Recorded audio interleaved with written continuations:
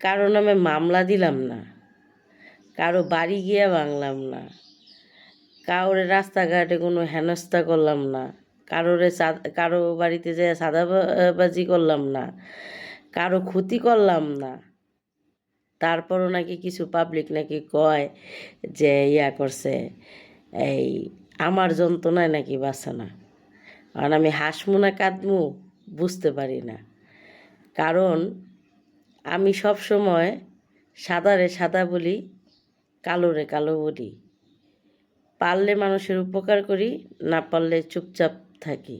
হয়তো বা কাউরে যদি আমি কিছু বলি, সেটা আমি আপন ভাইবা বলি, সেটা সে নেগেটিভভাবে নেয় না পজিটিভভাবে নেয়, সেটা তার মন মানসিকতার ব্যাপার, সেটা আমার মন মানসিকতার ব্যাপার না।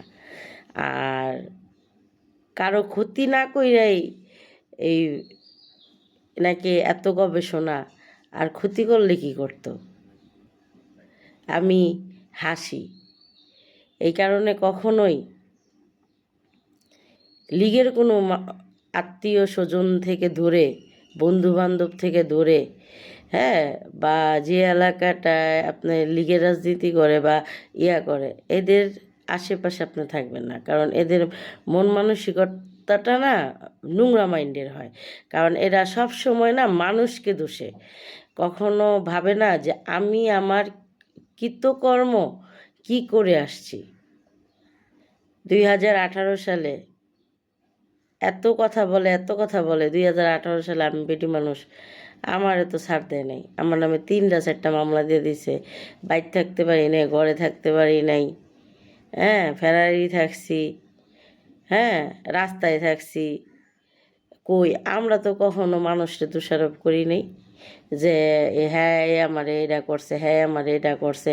এমনও সময় গেছে থানার ওসি সাহেবের রুমে বইসা বেড়াগো লিস্ট দিছে, বেড়াগো লিস্টে আমার নামটা শুদ্ধা দিছে, কণ্ঠ পর্যন্ত শুনছি। তারপরও তো কোনো দিন বলি নাই যে আপনি আমার ক্ষতিটা করছেন বা আপনার ধারায় আমি ক্ষতিগ্রস্ত হয়েছি।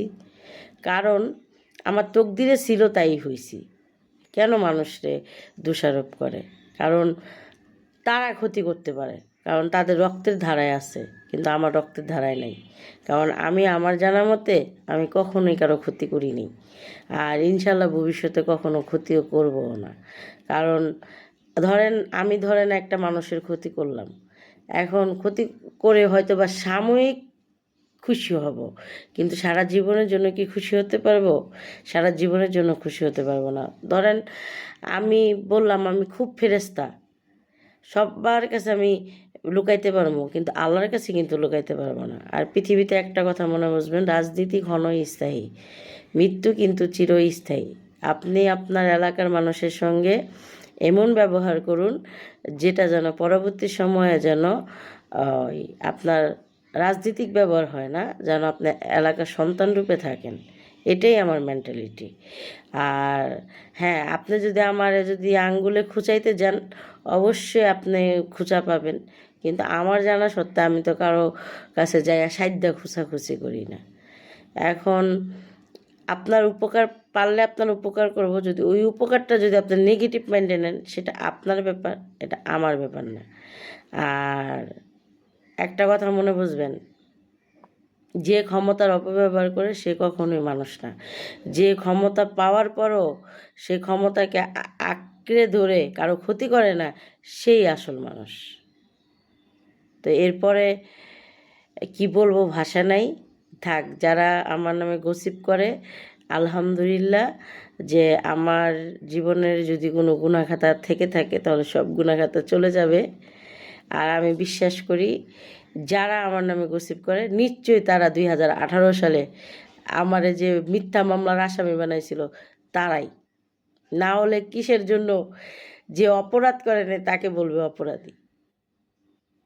তো যাই হোক, যারাই 2018 সালে এই আমার নামে মামলা দিছিলেন, আমি তাদেরকে ধন্যবাদ।